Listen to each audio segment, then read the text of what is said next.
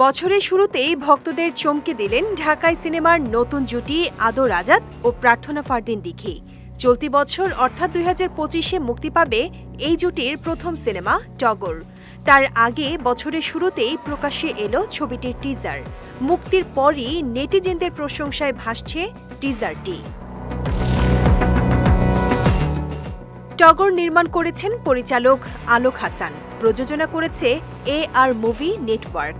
সিনেমার নাম ভূমিকায় অভিনয় করেছেন এই সময়ের জনপ্রিয় চিত্রনায়ক আদর আজাদ। প্রকাশিত টিজারে দেখা যায় ছিন্ন ভিন্ন নিথর দেহের পা টেনে নিয়ে যাচ্ছে ভয়ঙ্কর এক ব্যক্তি। পাশেই ভয়ার্ত চোখে অসহায় দৃষ্টি মেলে তাকিয়ে আছে একটি মেয়ে, আর তখনই অস্ত্র হাতে তার দিকে তেড়ে আসে আক্রমণকারীর এক ব্যক্তি।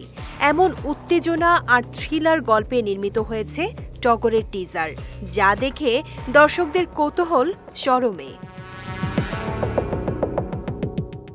সিনেমাটি নিয়ে আদর বলেন, এই প্রথম এমন একটি চরিত্র করছি, চরিত্রটির মধ্যে তামিল কিংবা বলিউডের ভাইব কাজ করবে। এটি ভিন্ন কিছু হতে যাচ্ছে। এদিকে টগরের গল্প প্রসঙ্গে দিঘি বলেন, সিনেমাটির গল্পটা অসাধারণ, বাণিজ্যিক উপাদান ও চমক মিলিয়ে দারুণ কিছু হতে যাচ্ছে এটি। AR টিমের কনসেপ্টে আদর দিঘির টগর সিনেমার সংলাপ লিখেছেন মামুনুর রশিদ তানিম।